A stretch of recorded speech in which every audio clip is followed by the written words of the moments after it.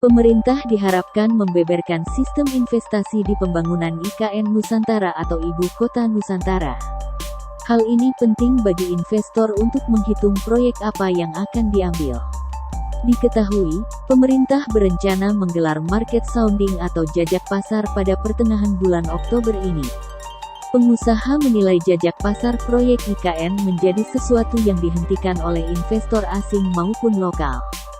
Dilansir dari Kontan, Wakil Ketua Umum Kadin Indonesia Bidang Pengembangan Otonomi Daerah Sarman Simanjorang mengatakan, melalui jajak pasar calon investor ini akan mengetahui investasi di bidang apa yang akan diambil untuk proyek Ibu Kota Nusantara.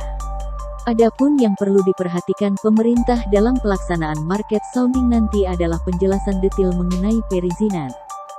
Sarman menyebut, pemerintah harus dapat memastikan bahwa perizinan bagi calon investor yang akan menanamkan modalnya dipermudah dan cepat.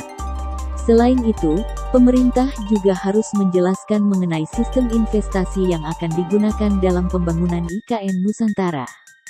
Sehingga investor memiliki hitungan yang matang mengenai proyek mana yang akan diambil. Kemudian soal status tanah dari proyek yang ditawarkan juga jadi poin paling penting. Pemerintah juga diminta untuk menyiapkan Rencana Umum Tata Ruang (RUTR) dari IKN Nusantara. Sarman mengharapkan, ketika nanti pemerintah melakukan market sounding data-data tersebut sudah disiapkan dengan detail. Sehingga dapat menjawab berbagai macam informasi yang dibutuhkan oleh calon investor. Demikian juga dengan insentif. Sarman mengatakan bahwa, kebijakan mengenai insentif bagi calon investor di IKN Nusantara harus disiapkan oleh pemerintah. Pasalnya insentif menjadi salah satu daya tarik calon investor untuk menanamkan modalnya. Ia memberi contoh insentif dapat dari sisi perpajakan, hingga bea masuk apabila nantinya dibutuhkan barang-barang impor yang tidak tersedia di Indonesia dalam pembangunan IKN.